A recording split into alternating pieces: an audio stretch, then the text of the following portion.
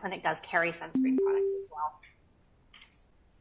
So the objectives for today's talk are to review the available methods of sun protection, so not just sunscreen, but physical barriers, clothing, hats, and look at actually how effective each of those methods are.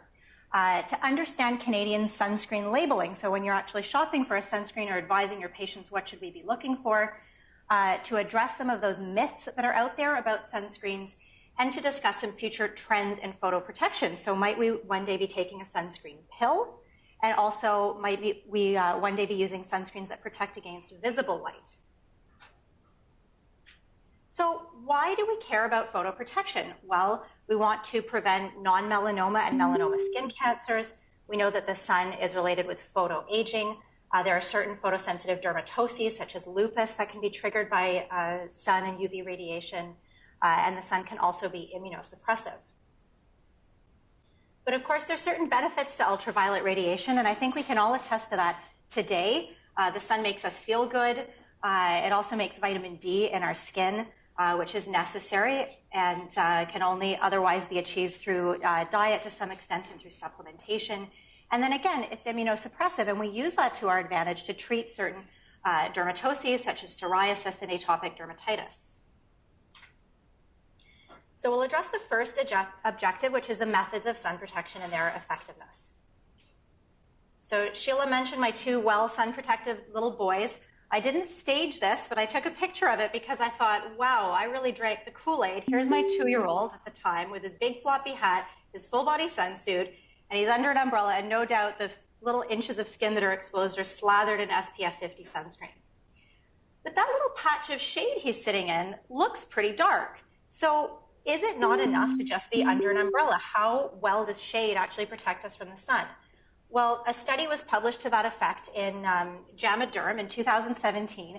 And what they did was they took a group of beachgoers and they separated them into two groups. So one group spent their time under an umbrella. They weren't allowed to leave the umbrella for more than 30 minutes. And if they did leave, they had to be covered up.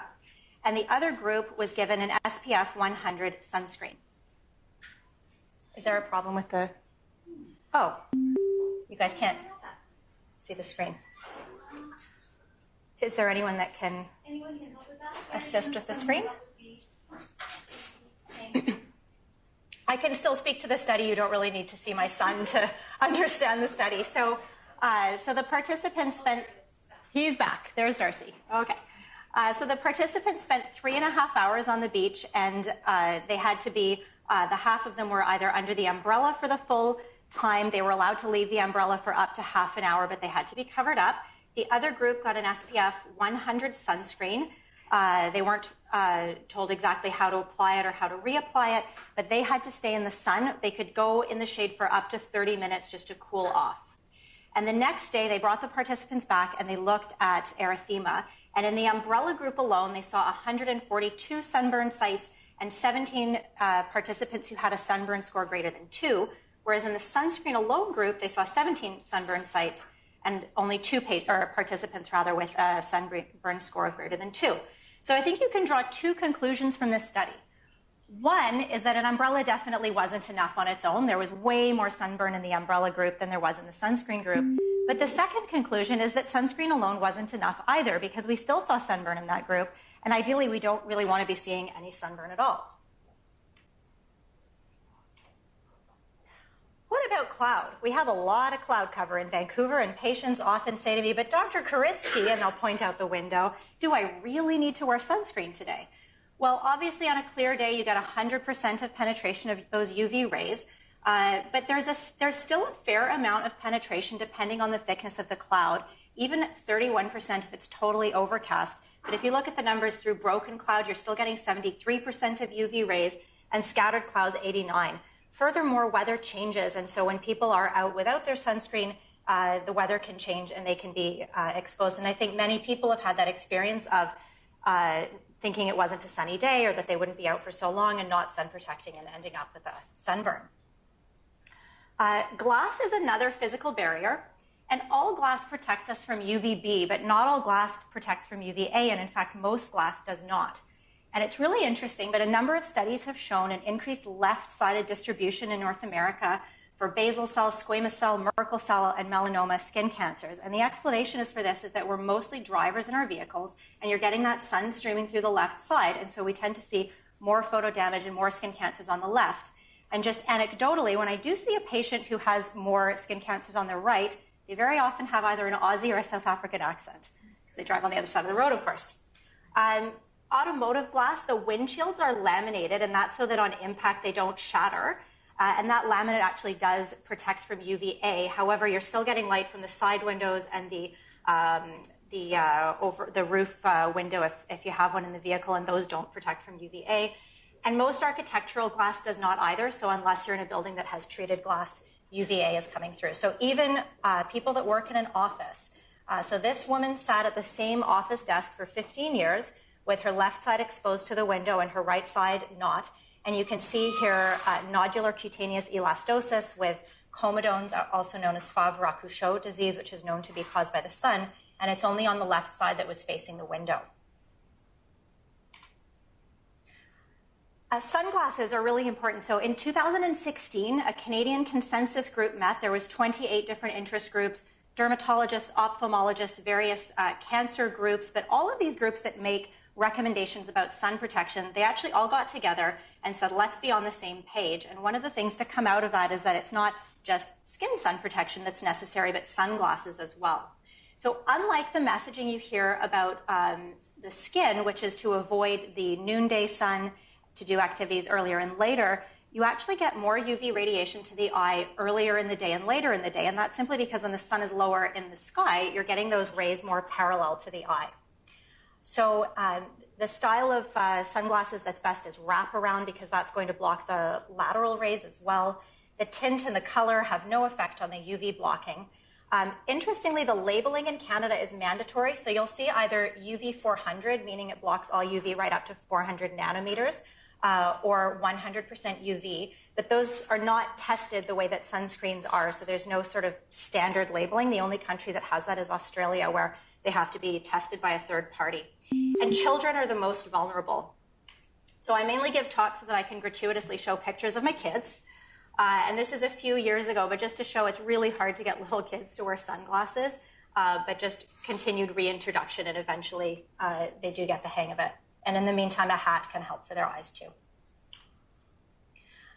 Just a word about fabric. I recommend this to my patients every day. So for people that are runners, water sports enthusiasts, beach goers, wearing athletic clothing that's labeled with UPF 50 is really probably a better option than wearing sunscreen. It's more reliable. It's harder to make mistakes in terms of how you apply it. But not everyone's going to invest in a completely new wardrobe. And so just some helpful hints are with a fabric that's relatively opaque. If you hold it up to the light, if light is streaming through it, then so is UV, and it's not doing a very good job. But if it's reasonably opaque and it's not letting a lot of light through, then it probably does a pretty good job for UV exposure too. The advantage of some of those athletic clothings is that because they're treated with chemicals to give them the UV protection, they're still breathable and comfortable for sports and water sports. There's just some SPF values there for SPF that is provided by a hat on your face. So I think there's a big misconception. I see this with my patients a lot. Oh, well, I don't wear sunscreen, but I wear a hat. Well, a hat is only giving an SPF of 2 at the chin. So that's obviously a lot less than the 30 that we recommend. So I think hats are really important. They protect the scalp and the ears. A broad-brimmed hat will help to protect the back of the neck, but it's not a replacement for sunscreen. Just a quick word about makeup. So facial foundations, even that aren't labeled with an SPF value, do have a small SPF value. Some of them have a significant enough UV filters that they're actually labeled. A lot of patients will say, well, my moisturizer has an SPF in it. The trouble with that is people put their moisturizer on to feel comfortable, but they're not applying it at the thickness that you need to really get effective sun protection. So if someone is using their moisturizer as a sunscreen, they need to put a lot more of it on, and a lot of the time they tend to be lower SPF products. And then just a note about iron oxide. So iron oxide is the pigment that gives facial foundations their color, and it's actually the only ingredient that blocks visible light, and we'll talk about that a little more in our New Horizons section. So how effective is sunscreen at actually preventing all of these things we want to prevent? Well, this was a prospective randomized trial. It was done in Nambour, which is in Queensland, Australia, and they randomized just over 1,600 participants in this 2x2 design. So one group were given SPF 16 sunscreen, and they were asked to use it every single day to their head, neck, and arms. The participants were aged between 25 and 75. There was a second group that got the same sunscreens and instructions, and they also took a beta-carotene supplement of 30 milligrams daily. There was a third group that took only the beta-carotene, and then a fourth group that took only a placebo supplement. So 1,300 stayed in the study and underwent skin exams over the 4.5-year follow-up, and they showed that there was no effect of the beta-carotene, and they also were not able to show any reduction in basal cell skin cancers, but they did show a statistically significant decrease in squamous cell carcinomas.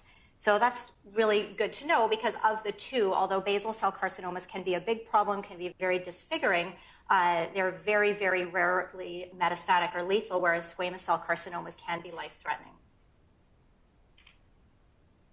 So we'll move on to some of the Canadian sunscreen labeling and just ingredient properties in general.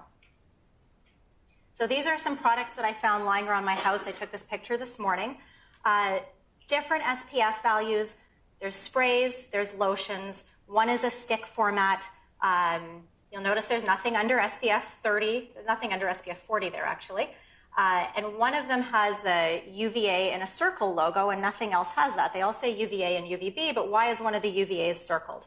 So we'll try to touch on all of this.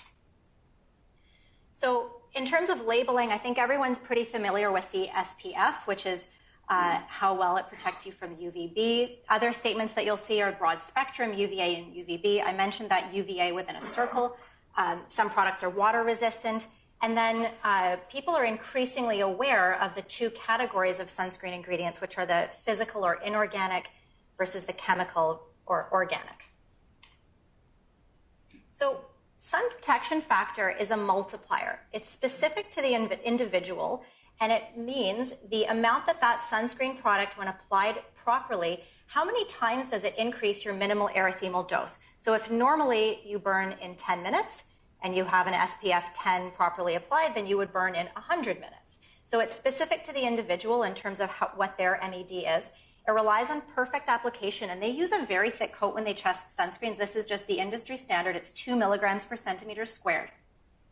And it doesn't take into account any wearing off or degradation of the product over time. Just a quick word about the statement broad spectrum UVA and UVB. So those are the statements that Health Canada has chosen to allow certain products to use. And basically what the product has shown, and the FDA use the same testing, it's called a critical wavelength method. So with UVB, we've got this really nice biological endpoint of skin erythema that you can measure to see how that sunscreen increases the period of time to erythema. But with UVA, there's not a really easy biological indicator, and so different measurements have to be used. So I won't go into detail, but the critical wavelength is basically the wavelength at which 90% of the area under the absorption curve occurs, and if that wavelength is at 370 nanometers or higher, then the product can be labeled as broad spectrum UVA and UVB in Canada and the United States.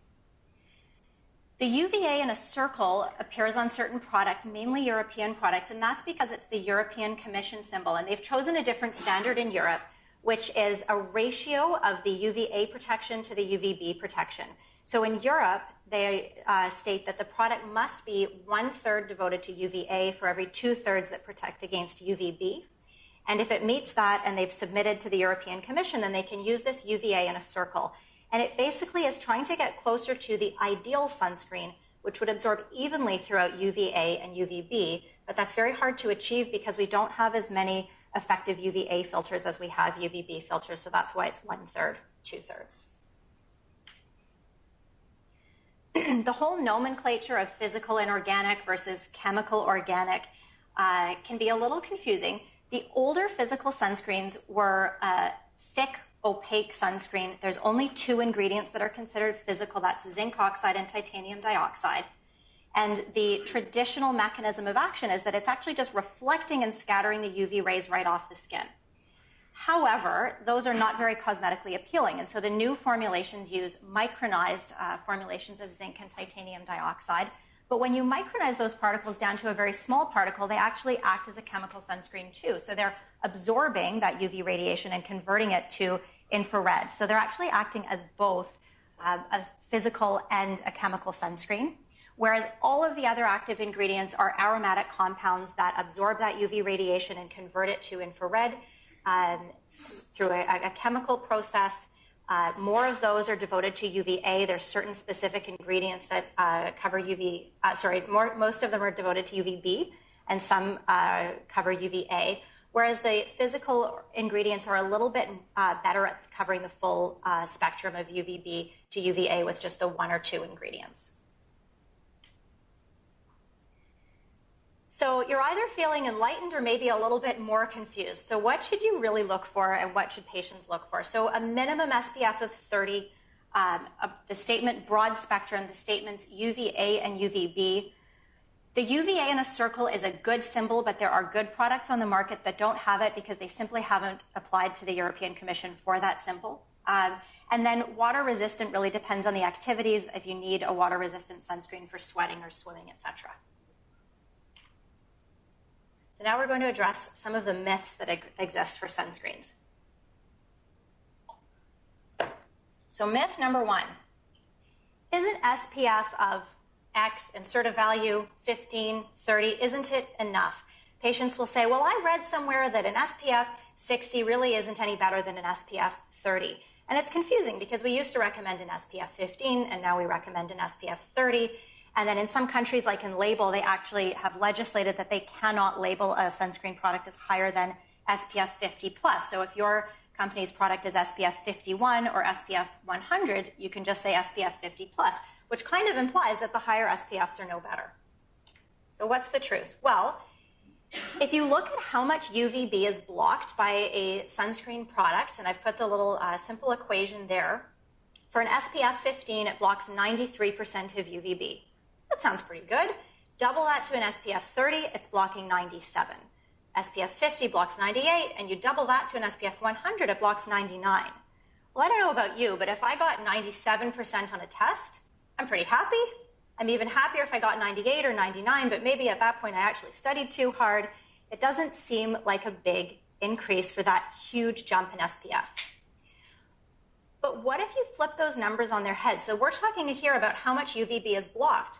Well, I don't really care about the UVB that's blocked. I care about the UVB that gets through my sunscreen and has a biological effect on my skin. So if you change those numbers around, well, an SPF 15 lets through 7% of UVB, whereas an SPF 30 lets through approximately half of that. I've rounded these numbers up. And then an SPF 50 is letting 2% through, and an SPF 100 is only letting 1% through. So this is one argument why a higher SPF actually is twice as good. But there's another argument, and I do have one study that just speaks to this.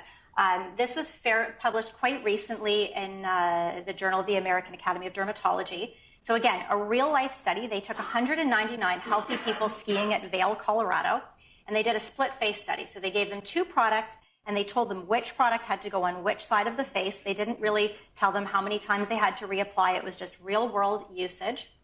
They had these participants had an average of 6.1 hours of sun exposure, and they brought them back the next day and looked at erythema, and over 50% of them were more burned on the SPF 50 side, and only 5% of them were more burned on the SPF 100 side. And it was independent of whether the sunscreens were applied SPF 50 on the left or 50 on the right. They switched that up between participants. So in real-world usage, they showed less sunburn with the higher SPF. This is the second argument why higher SPF products really are worthwhile. So this is just a linear curve showing that at the far right, at the upper ends of the curves, that is when the sunscreen's applied at the 2 milligrams per centimeter squared that they use when they test it in the lab. And it's just showing that predictably an SPF 100 performs as an SPF 100 and an SPF 30 performs as an SPF 30. However, study after study has shown that in the real world, people are putting on about 0.5 to 1 milligram per centimeter squared, so about a quarter to a half of what they use in the lab when they test the sunscreens. So if you look back at the sort of lower aspect of that curve over on the left-hand side, your SPF 30, which is the bottom dark blue line, if applied at 0.5 milligrams per centimeter squared, is only actually acting as a little less than an SPF 10, whereas your SPF 100 applied at that thickness is still acting like an SPF 30. So at least if we're using a higher SPF, if we're not applying it perfectly, it's still giving you better protection in the real world. There's numerous rules for how to actually apply sunscreens properly to get to that 2 milligrams per centimeter squared. One is to say that it's a golf ball amount of sunscreen for the whole body, but I don't know about you, I don't squeeze out a whole golf ball of sunscreen and then try to put it on my whole body. So my favorite rule is the modified teaspoon rule. It's based on the rule of nines for burns, and it basically goes through the body site by site and says 1 teaspoon for this arm, 1 teaspoon for that arm. Now they say 1 teaspoon for the head and neck, but that's assuming the entire head and neck. So if you're wearing a hat, then it would be, your face, ears, and neck. I think half a teaspoon is reasonable. It doesn't talk about lips, and of course we just don't want to forget to be putting sunscreen on the lips as well. What does 1 teaspoon of sunscreen actually look like?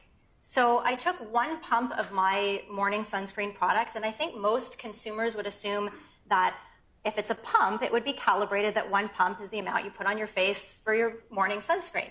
Well, 1 pump in a teaspoon actually looks like a tiny little bit of nothing, and it took 6 pumps to fill the teaspoon. And I have to admit that I couldn't even get a whole teaspoon of sunscreen onto my face. It's a very, very thick coat. So I think it just speaks to the fact that really nobody is applying these products properly. So myth number 2, sunscreens have to be applied 20 minutes prior to exposure, and they need to be reapplied every 2 to 3 hours. So in fact, as soon as that sunscreen is applied to the skin, it's protecting you from the sun. It doesn't actually need to be applied ahead of time. However, if it is a water-resistant sunscreen, then you do need to let it dry, because until the product has dried and set, it won't have its water resistance. So you're totally fine to put the sunscreen on and go straight outdoors, but you're not okay to put the sunscreen on and hop straight in the pool or the lake. In terms of reapplication, a number of studies have looked at what's the best way to do this, because the original data that the reapplication is based on is not great. They basically surveyed people at a beach and found that people who reapplied more frequently were less sunburned, and that's where it comes from. So one strategy is to apply it before going out and reapply it within the first 15 to 30 minutes. Another paper looked at reapplication within the first hour, and then they actually immersed people in a whirlpool and checked the effective SPF of these sunscreens, and they found that they retained their values pretty well when they were reapplied once in that first hour. And probably that's because when we reapply once in the first hour, we're getting closer to that 2 milligram per centimeter squared actual recommended application. So the key message here is it's effective as soon as it's applied. Just don't jump in the water right away. Apply generously, and that might include a second coat. And then just common sense. If someone's been swimming, toweling, sweating, then the product should be reapplied. So myth number 3. You need 10 minutes of noontime sun 3 times a week to make sufficient vitamin D. And that's at approximately a Boston latitude. So people will often ask, well, how much sun exposure is safe to make vitamin D and not get skin cancer? And the truth is we really can't answer that. It's kind of like saying, how many cigarettes could I smoke a week and not get lung cancer? We don't really know, and it's probably unique to the individual, because the darker someone's skin type, the longer it takes for them to make vitamin D in their skin. So that, the 10 minutes may not apply to everybody. So there's only 3 ways we can make vitamin D. One is for the skin to be exposed to the sun through a chemical reaction. We make our own vitamin D. The other is through our diet, but there's very few things that we eat that naturally have enough vitamin D to get it just from the diet. So it's really relying on fortified foods, and even then, probably from the diet, we don't get enough. And so there's supplements. And there are studies that show that diligent photoprotection, and that includes clothing as part of the strategy and generally staying away from the sun, may actually interfere with vitamin D synthesis. So the Canadian Dermatology Association position statement on this is simply to take a vitamin D supplement daily. They recommend 1,000 international units daily. It's best taken with food because it is fat soluble, and especially throughout the winter, and to simply protect yourself from the sun. And then you really get the best of both worlds. Myth number 4, this is a controversial one. Sunscreen users are more likely to get melanoma. So if you go on the Melanoma Network of Canada website, the statistics are still not great. There's still a lot of Canadians getting melanoma every year and still a lot of deaths. And this is one of the most common types of cancer in young people. Melanoma also continues to be on the rise. So how can that be? All these years of public health messaging, increased awareness about avoiding the sun, and yet the skin cancer continues to be on the rise. Although I will say that at the American Academy of Dermatology in February, some US data was presented, and those numbers are just starting to go down in the US. So I'm hopeful that we will start to see that trend in Canada as well. So there's a few explanations as to why this trend may be, or as to why some studies supported an association between sunscreen use and melanoma incidence. So one is that people don't put on enough of the sunscreen. Another is, well, maybe they're not as durable as we think they are. As I said, that SPF doesn't take into account wearing off of the product. One of the most talked about arguments is the lack of adequate UVA filters. So until fairly recently, there hasn't been the same understanding about how dangerous UVA is, and there haven't been the same number of filters for UVA in sunscreen. So if you're wearing a sunscreen that only protects you from UVB, you can spend hours in the sun, you don't get sunburn, so you have no biologic effect that tells you to get out of the sun, but you're actually getting invisible UVA damage, and that could be contributing to melanoma. And maybe just, it gives people a false sense of security, and sunscreen users may actually spend more time in the sun than those who don't use it. But there was a systematic review published from 1966 to 2003 that did not confirm any relationship between sunscreen use and melanoma. And that same study from Queensland, they actually looked at those participants 10 years later.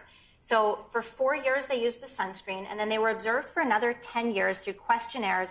They followed their pathology laboratories, and they followed them through the Australian Cancer Registry. And in the group that was using the sunscreens, they found 11 melanomas, 3 of which were invasive, whereas in the group that had just discretionary use, so it's not that they weren't allowed to use it, but they were just to use sunscreen the way they normally would, they got 22 melanomas, and 11 of those were invasive. So the hazard ratio was actually 0.5 for melanoma overall for the sunscreen users, and it was 0.27 for invasive melanoma. And that amazes me that just a 4-year intervention in Queensland, Australia, one of the sunniest places in the world, one of the highest melanoma incidences in the world, they got these people to wear sunscreen for just 4 years, and they actually halved the number of melanomas. But isn't sunscreen dangerous? Isn't it bad for me? So people get their information from all kinds of places, but this is a Lululemon bag that I have in my house, and it says, sunscreens absorbed into the skin might be worse for you than sunshine. Get the right amount of sunshine.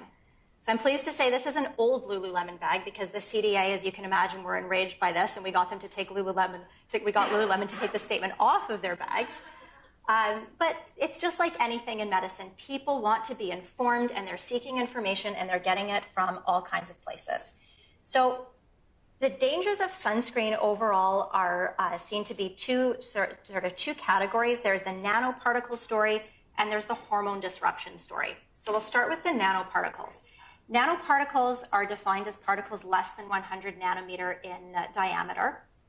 And as I mentioned, the modern physical sunscreens that contain zinc oxide and titanium dioxide are micronized, meaning they contain these nanoparticles. However, when the product's actually applied to the skin, they form larger aggregates that are larger than 100 nanometers. And furthermore, multiple studies have shown that they do not penetrate past the stratum corneum. So the way I explain this to my patients is there is no absorption of these particles beyond the dead layer of skin cells. And if there's no systemic absorption, it's reasonable to suppose that there's no systemic effects. Just one word of caution here. With the spray-on sunscreens, this data is only about sunscreens applied to the skin. They are not meant to be inhaled. So if people are using spray-on sunscreens, that should not be used on the face. They shouldn't really, in my opinion, be used on children, and it needs to be done in a well-ventilated area.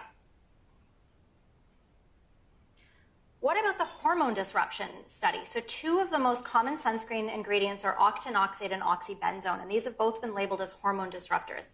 They're so widely used that the US CDC estimates that 96.8% of Americans have been exposed to benzophenone 3. And we know there is systemic absorption when these are applied of 1 to 2%. And animal studies have shown that these chemicals have shown alteration in liver, kidney, and reproductive organs. However, when they looked at those studies, the maximal dermal dose that could be achieved was approximately equivalent to the minimal oral dose that they gave, which showed little systemic toxicity. And it all dates back to this 2001 study where they fed immature rats a large dose of oxybenzone for 4 consecutive days, after which they sacrificed the animals, and they showed a 23% increase in the weight of the uterus of these rats. And so that's where this hormone disruptor label comes from. But I think this is a really elegant study. It was a mathematical model where Stephen Wang said, okay, well, let's put this into a human perspective and see how much sunscreen would someone actually have to apply to their skin to get even close to those numbers. So they assumed 2% absorption of oxybenzone, so the higher end of the absorption, and then they made a false assumption to make this a worst case scenario. So they assumed that all of the oxybenzone that is absorbed is never excreted. You hold on to it forever. And that's a false assumption because we do actually excrete it in the urine. But let's just say, for argument's sake, that you don't excrete it and you hold on to all of it. So in scenario 1, an individual would have to cover 100% of their body surface area with the recommended thickness 2 milligrams per centimeter squared every single day for almost 35 years to get to the dose that they gave the rats. But nobody does that. So if you go to scenario 3, it's more of a real world scenario. It's a little bit more what they did in the Queensland study. It's applied to 25% of the body surface area at a more reasonable thickness that's more likely to be what people actually use, so 1 milligram per centimeter squared. Well, then it takes 277 years to get to the dose that they gave these rats in 4 days. So what does that rat data really mean for humans? This study would say probably not very much. So what I tell my patients about this issue is, yes, there is some systemic absorption, but it is not believed to be at a level that has any possible health effects. If people are really concerned about this, then I simply guide them towards a more physical or inorganic sunscreen. This was an article that was in the New York Times fairly recently. Sunscreens can harm coral reefs, so what should we do? So there's 2 ways that sunscreens can end up in our waterway. One is the obvious: recreational sunscreen users are swimming or spending time at the beach and the sunscreen's ending up in the water. But there's also all the sunscreen that gets washed off our skin, laundered off our clothes, and passed in our urine through water treatment facilities that really don't remove it in any way, and it goes into our waterways through effluent. And there's 3 places that those sunscreen ingredients have been detected in the water. One is the surface microlayer, so the top centimeter of water has a higher concentration of sunscreen than the rest of the water. Some of it sediments down, and some of it goes into the biota, meaning it's taken up by the living organisms, and it can actually get bioconcentrated. And studies have shown that these sunscreen ingredients are present in the organs and the fat of marine animals. Other studies have shown that the sunscreens can have negative effects on coral reefs. What this article did a really good job of outlining, however, is that what we don't know is the magnitude of these effects. So where does this really come into play compared to other pollutants that are in the environment and global warming? That we really don't know. So to answer the New York Times, what can travelers do? I'm a big fan of sun protective clothing. So if people are going to be going on diving or snorkeling trips, you can get full body sun protective clothing, and then very little of the skin actually has to be protected with sunscreen. And in my opinion, you get the best of both worlds because, like I said, the clothing does a really good, probably more reliable job of protecting the skin. So I think this is an area where we need to stay tuned for further studies. So I'll leave you with a couple of thoughts for the future. I mentioned oral photoprotection. A friend once asked me, why can't we just take a sunscreen pill? Can't you just invent a sunscreen pill? I hate putting sunscreen on my skin. And at the time I thought, that's the most ridiculous thing I've ever heard. Well, maybe not. So Polypodium leucotomos is this fern that occurs that grows in South America, and it has been shown to have photoprotective properties. It's commercially available in the US as a supplement called HelioCare. And they did a study that was published in the JAD in 2017 where they irradiated the left side of people's backs with 3 types of light. So pure visible light, UVA1 and UVB. Now they only could actually see a biological effect in the UVB, so the study really only commented on UVB and abandoned those other 2 types of light. But what they did is they irradiated them, they took their measurements, so an investigator global assessment. They did colorimetry, which basically means a computer assesses the color of the skin, and they also took a skin biopsy. The following day, the subjects took 2 doses of Polypodium leucotomos, 1 hour apart, and then an hour after the second dose, they had the same irradiation, this time on the right side of their back. And what they showed was that 7 out of 22 of them had an increased minimal erythemal dose, meaning that the amount of UVB needing to get their skin to a minimal erythema was larger, but the difference wasn't statistically significant. 17 out of 22 of them had changes on their investigator global assessment. So that literally means that the dermatologist, presumably dermatologist who was evaluating their skin, thought that it looked less red after the supplement than it had looked before.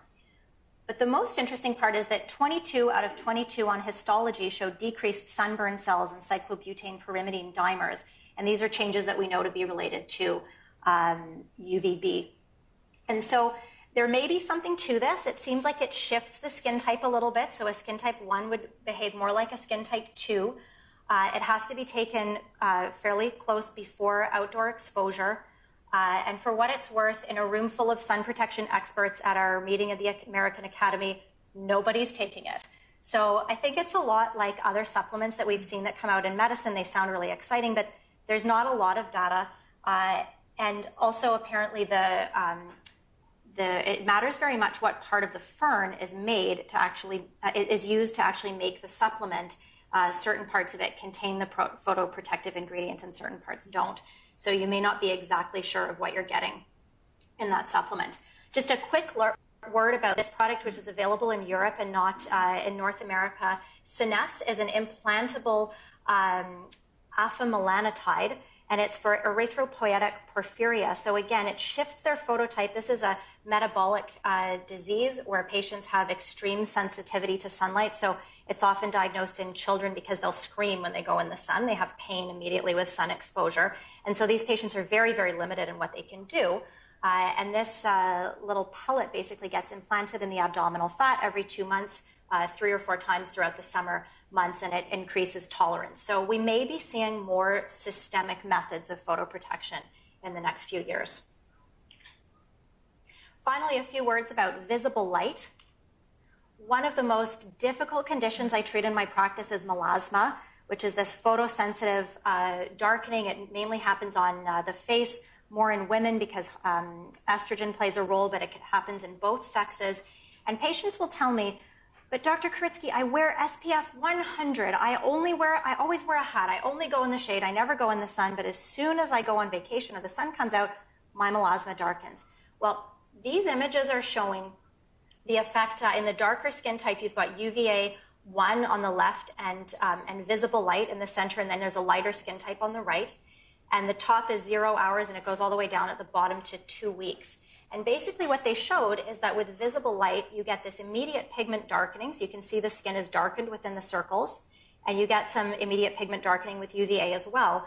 But it was the most persistent with the visible light, actually more so even than the UVA 1. So we're starting to understand that although we arbitrarily make this cutoff at 400 nanometers, and we call this UVA and we call this visible light, it's all photons, and our body, our skin can react to these photons, and it isn't necessarily just the UV, but it can also be the visible light that can affect these photodermatoses. This is just a summary of that Canadian consensus from 2016 that I mentioned. So it talks about protecting your skin, especially when the UV index is 3 or higher, which tends to be between 11 and 3 p.m., protecting the eyes, avoiding UV tanning equipment. Even just one lifetime exposure to an artificial tanning bed increases someone's lifetime risk of melanoma. I think it's in poor taste in general to show a picture of yourself in a bathing suit during a medical grand rounds presentation, but I hope that when you wear a dermatologist bathing suit, it's okay. And I leave you with that. Thanks very much.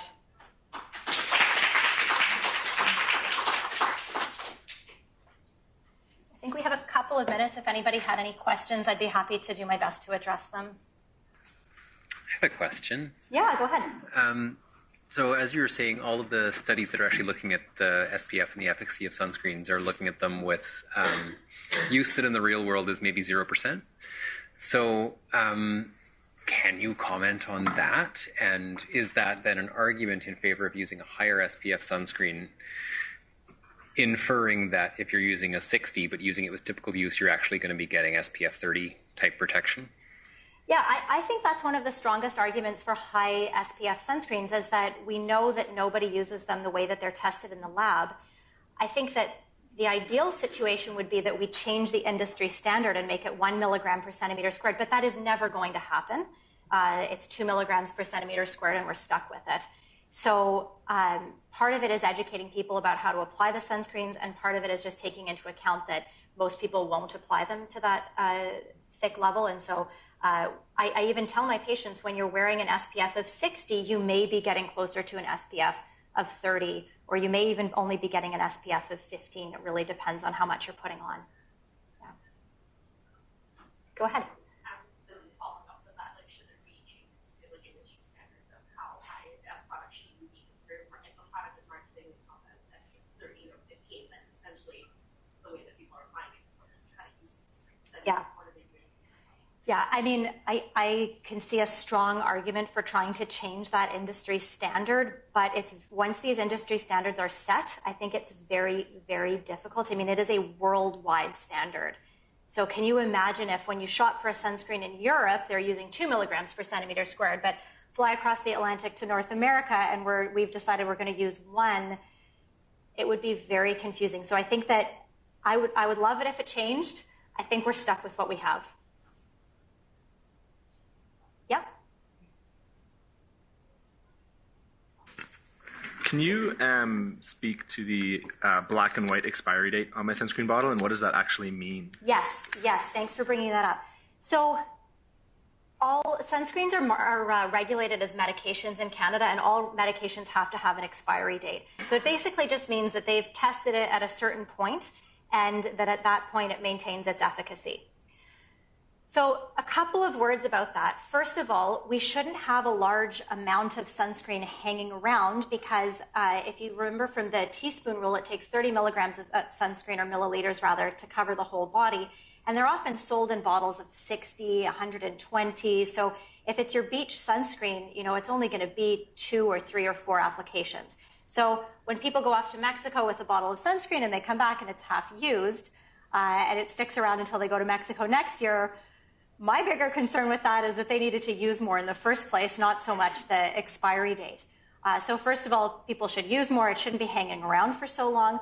However, I take a common sense approach to this. I think that if the product looks the way it looked when you first opened it, if it smells the way it smelled, if it hasn't changed color, if it hasn't separated to a solid and a liquid, then it's probably okay. But if it expired 5 years ago, then, maybe time to get a new one. But they absolutely maintain efficacy beyond the date that they expire.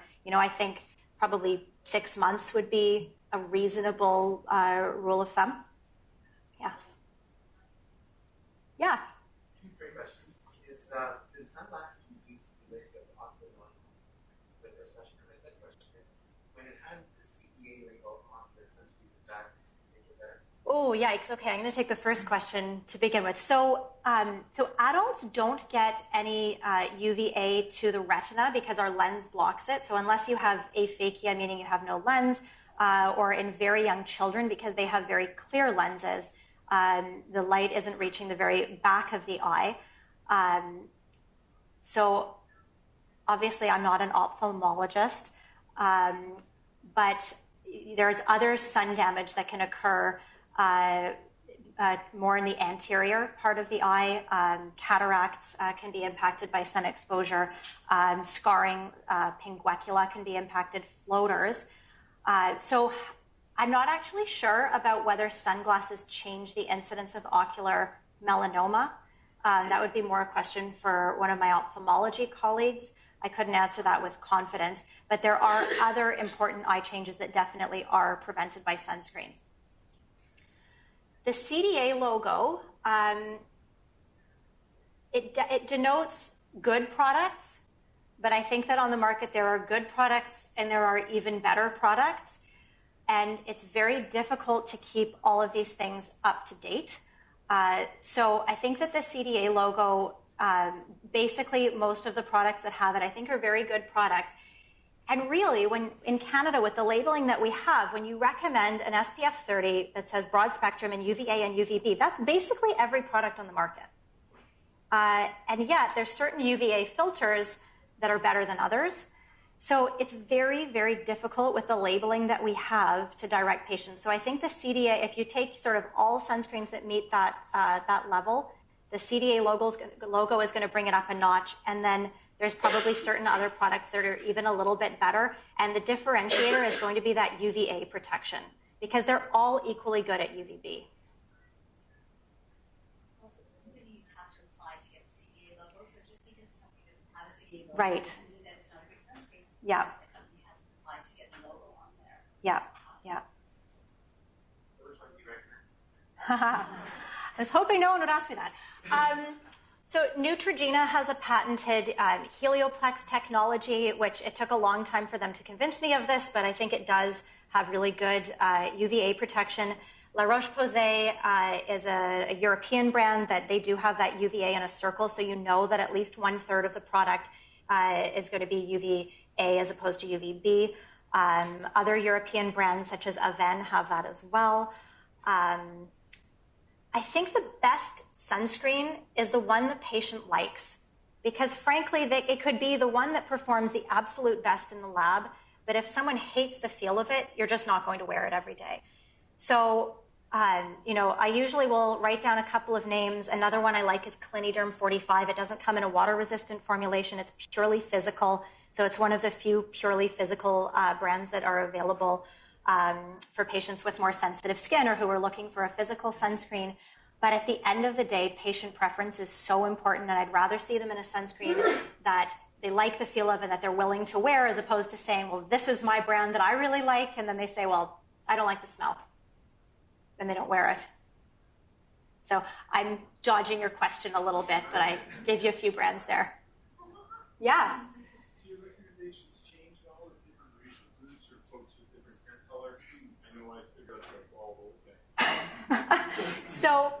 So I definitely, when I see fair-skinned patients with blue eyes and blonde hair, and they've had a melanoma, or they've had a basal cell, or they have a family history, I think that it's fair to say that they're in the highest risk. But I've had patients of all skin types that have had skin cancers, and so I don't think there is a skin type where sun protection is a moot point. Where it becomes more challenging if you do have a darker skin type is a lot of the products do end up looking quite white, especially even if they're those micronized zinc and titanium dioxide. So then it can be helpful to steer towards maybe a tinted product or steer away from the physical products and towards a chemical sunscreen, because they tend to go on clearer. But no, I do think this is an issue for all skin types. Dr. Al.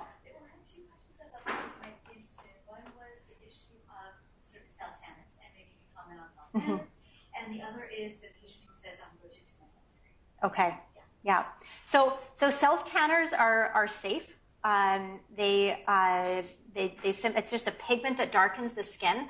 So if patients, you know, really like having a tanned appearance, then I will actually suggest a sunless tanner to them, but I'll always remind them that it doesn't offer any SPF.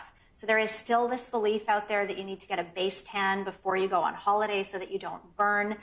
That's just adding to the sun damage. It's like saying, well, you need to smoke a cigarette every day so that when you go to the bar and smoke 20, you're protecting your lungs. It just doesn't make any sense. The highest SPF you can achieve in your skin with a tan is about a 2 to a 4, so that's obviously a far cry from the SPF 30 that we're recommending. So yeah, sunless tanners are safe, but they just don't protect you from the sun, so you still need to wear a sunscreen and protect your skin. Did you have two questions? Right. That's a really, really difficult one. So fortunately, in cases where they actually do have vesiculation, eyelid swelling, real sort of findings that as a dermatologist I can see, yes, it looks like you may be having an allergic reaction. First of all, I'll direct them towards the physical sunscreens because there's less allergic reactions to physical. And we do have our patch testing clinic here at St. Paul's that's run by Dr. DeGan. So she's immensely helpful with those type of cases. and I really do rely on her when someone comes in and they say, well, but I've tried purely physical, and it can be a vehicle issue. It could be a preservative that's in the sunscreen. It may not be the sunscreen itself. You also have to tease out, well, do you get the reaction when you go in the sun with no sunscreen? Because they could have polymorphous light eruption. They could have a photosensitive dermatosis. Do you get the reaction when you put the sunscreen on your skin, but you don't go in the sun? Well, normally they say, well, why would I do that? So they could do it as a test at home. But that can be an allergy just to the sunscreen itself. And then you can have photoallergy where they only get it when they have the sunscreen on their skin and they actually go in the sun. So you have to kind of tease out those issues. But if it is somebody that is clearly having an allergic reaction to numerous brands, then patch testing and or photo patch testing can be really helpful. I think there was a hand over here, yeah. So there are some, for instance, the Weather Network, et cetera, send notifications out on hot days. I'm sure they do it on high UV days, yeah, et cetera. Is there an app, an online app that people who are sun sensitive can use to warn them, record how much they're using, et cetera, and give some feedback in their own way to maybe enhance compliance? So I'm sure there is. There's probably multiple. I can speak to one that I've used. So La Roche-Posay, which is a sunscreen manufacturer, make this little heart-shaped sticker, and you put it on your skin, and you put sunscreen over it the same way you put sunscreen on yourself, and there's an app that goes with it. And then you scan it, and it tells you basically what percentage of your heart you've filled for the day. So at what point you need to seek shade. I tried it. It was not foolproof. At least it didn't work well for me. I took a scan of the heart, and I wasn't in full light. I was sort of in the shade, and so I'd been in the sun for 15 minutes, and it told me, whoa, you got to get out of the sun. So I think some of these things, they're out there. They're being developed. There's probably a market for it. But my personal experience was like, well, I'm maybe not the most technologically inclined, but I thought if a dermatologist is having a hard time using this app, I'm not sure how helpful it's really going to be. Right. Yeah, there's bracelets as well that are way lower tech. There's no app, but it's just a bracelet that you put on yourself for your kids. And again, you put your sunscreen on the bracelet the same as you put it on yourself. And by the time the bracelet turns purple, it's time to seek shade. So sometimes just the low tech version can be good. Yeah. Great. Thank you so much for all your great questions.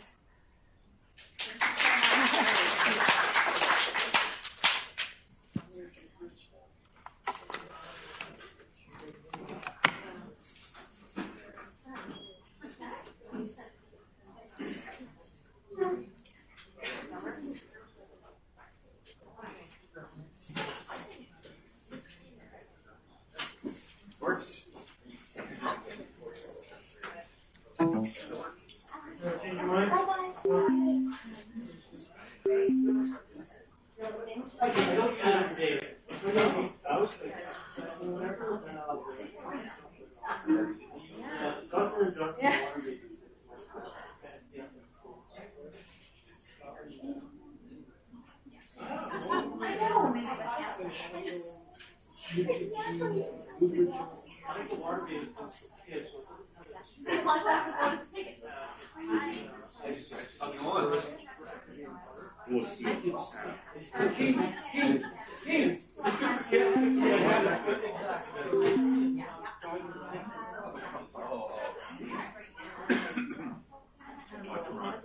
if I go outside, I go for bike. Well, yeah, we're going to be going from an outdoor baseball. Yeah, no, that's very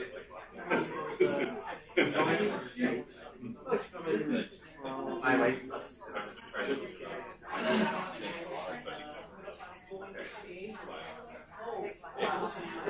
yeah, he's great. He's got his spirit. Yeah. I think it's the run laces. The laces are different.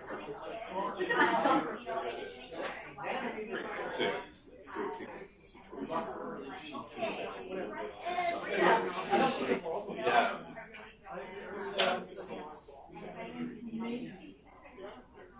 Oh no, I totally forgot everything. And like, so I was working through except for Is it the one oh, you got a bit. Yeah. So we're getting them just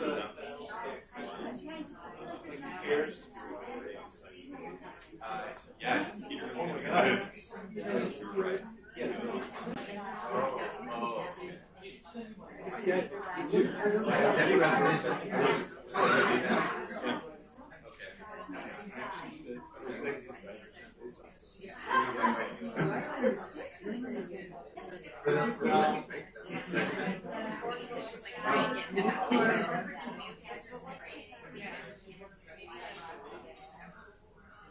So in the end,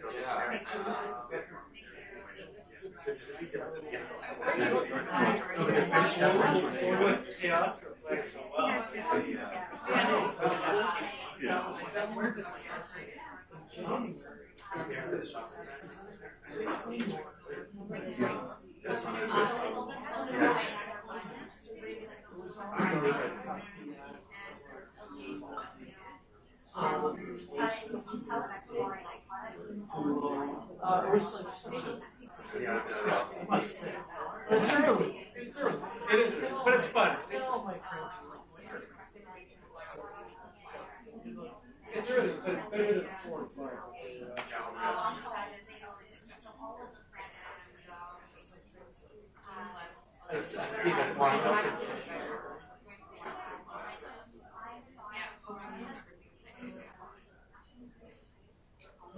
Like this time of year is the best time for homework. Pocket class, basketball class, baseball starting. Too many distractions.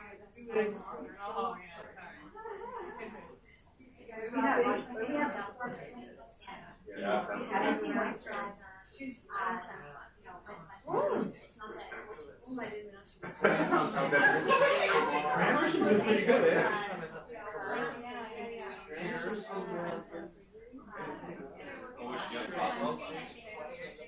Take care. And they were that rich. Did you hear about Bautista? Yeah. Jay's former GM signed him to the Braves. So he's starting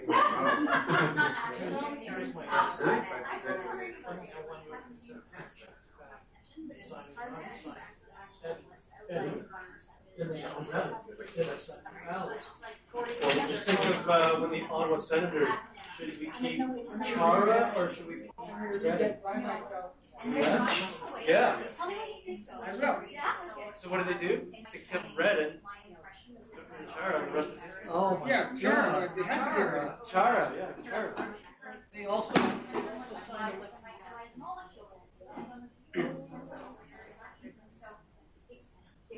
So you'll see like the nutrition and you'll see company X and very, very hard to say that this product is better than that product because somebody would independently all those things. It's not very easy. Yeah, that's what people do. What's the outcome? How long? There's no incentive for the company. But I don't know.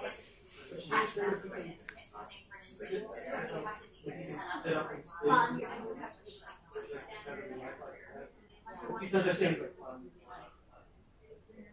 You know what I'm saying? I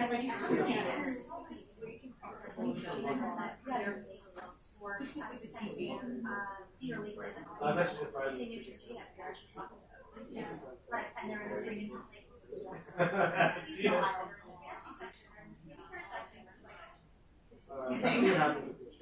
When you tell people, like, it's like 8 teaspoons, each teaspoon, or teaspoons to this arm, teaspoon to that arm, and half a teaspoon to your face, and 2 teaspoons to your body. How many people actually, I'm actually paying attention. Interesting to see. So it takes me a long time to put my sunscreen on. You know, it takes a long time to recover this. And then especially when I was kids, like, they don't want to be sick. No, I haven't got the. And when you do that, is to so supposedly when you do your 1 to 2 areas, and that is turning into I think the easier way is to just do it generally, like, let it dry for half an hour, and then just do it again. Yeah. Interesting. Great. Yeah, okay, thanks for questions. I'm still actually a student, and I have a bit of a different question, which is curious to know your thoughts or source or source of the impacts of teaching dermatology. So yeah, I've got a couple of colleagues over at the skincare center that are interested in that. Just throwing out one. He reviewed, I don't know if you saw the study There was a big study in Nature. Nature, yeah. Looking at basically detection, yeah. So they basically showed that his computer was better than all of the dermatologists at Stanford, except for one. Yeah. So I think it's coming. I think that's going to come in our lifetime, and it's going to be a great value and assistance to us. I do not fear this. I think that it'll be fantastic when I know it doesn't plastic application. The anticipation of his body looks terrifying. There's actually a startup company in Vancouver that's going down the same space, and they're actually going to be but they're trying to actually have a drone that flies around the patients. Oh wow! Stand there and the drone rolls down. Yeah. So I mean, there's a lot happening in that space. I think Scenesse is sort of actively on it. Vincent Richer is really interested in colorimetric analysis of symptoms on the skin. So like, what do they actually look like, and how can we quantify? I'm not sure if he's looking at how we understand actually but it's more. I guess I'm interested in like the 30,000 foot, because like I'm doing a few talks with the future about there.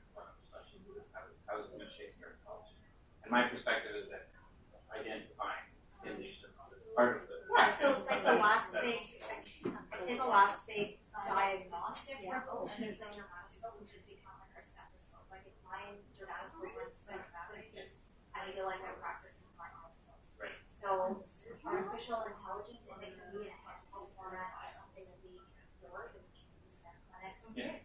Interestingly, we might really have different form. Yeah. Sometimes whether it's to actually cover the cost of these investments, then I think it could revolutionize diagnostics.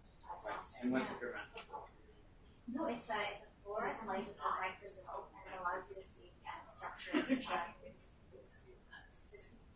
any skin lesion that you can't see with naked eye. So it just develops for diagnosis of lesions, but we use it for basal cells and squamous cells, and basically just atopic dermatitis, alopecia areata, everything has dermoscopic features that help us. Because inevitably those are going to be available to consumers, right? Yes. And the consumer will say, I'm just take a picture, and there's apps right now. I'll just read it. But the bigger picture is. I mean, I think the challenge there is going to be an app can make a diagnosis, but it can never do a biopsy. And the other thing is, it also relies on the person actually looking at the spot of concern. So the number of times that someone comes in for something unnecessary, like wait a second, what's that? And you should have melanoma that way, basal cells. So you can have 6 seborrheic keratoses with a basal cell in the middle, but it's not after each hour. You're not going to get that diagnosis. Well, thank you. Glad to hear that you're embracing it. There's so much more need for dermatology.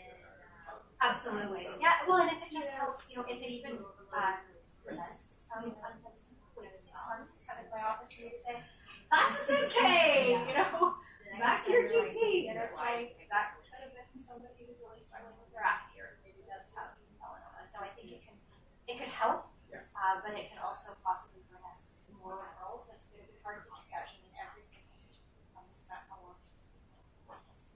Okay, and Sunil, I just wanted to make sure.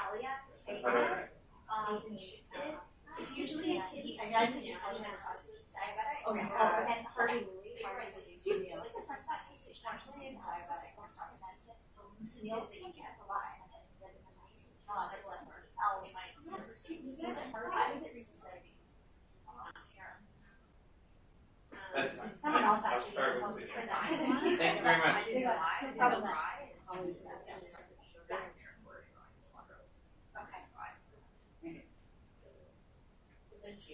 Yes.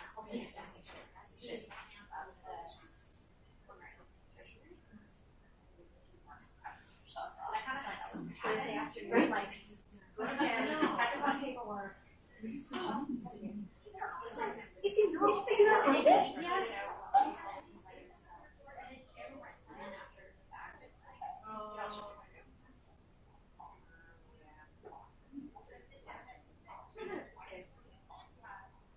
So, orange sugars.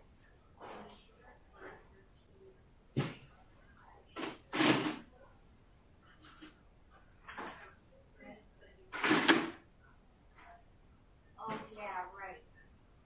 So, he's on metformin right now. Yeah, I'm on a 1 gram Photoprotect. So, the next one is good for powders. This is like the recipe for everybody, and the cost of powder is covered on this with that. Really effective. It's really cheap. So, just like the second one is water in. It tastes like it. What goes under cover? What just was this? Has pet sleep or anything? So just like design. Yeah, for design over Glyceride. Glyceride's cheaper than Glyceride's cheaper. Okay. And you have to fail Glyceride actually. Oh.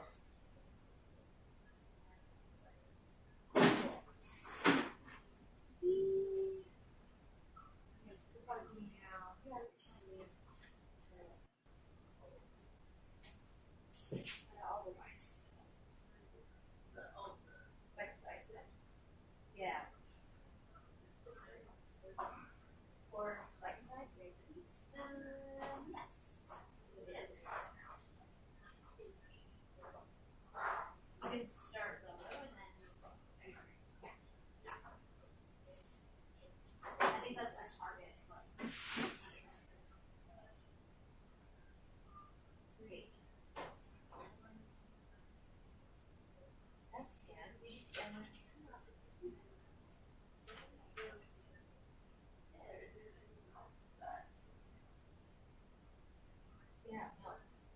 You're going to yeah.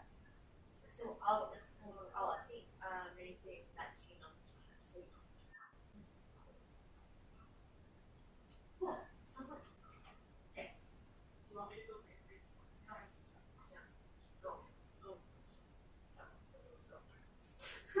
It's like 1 o'clock now, right? Yeah. Oh, like 1 hour. Yeah. We'll see tomorrow. My peers in 30 minutes or 4. Trying to confirm when you're starting. Take this rest here. Oh. It's not in my. Me too. For logging into the student computers so that I can re-put up to date back on my phone. Oh, I'm yeah. So blind. Your call will be disconnected. Online source that is easy to navigate and rely on.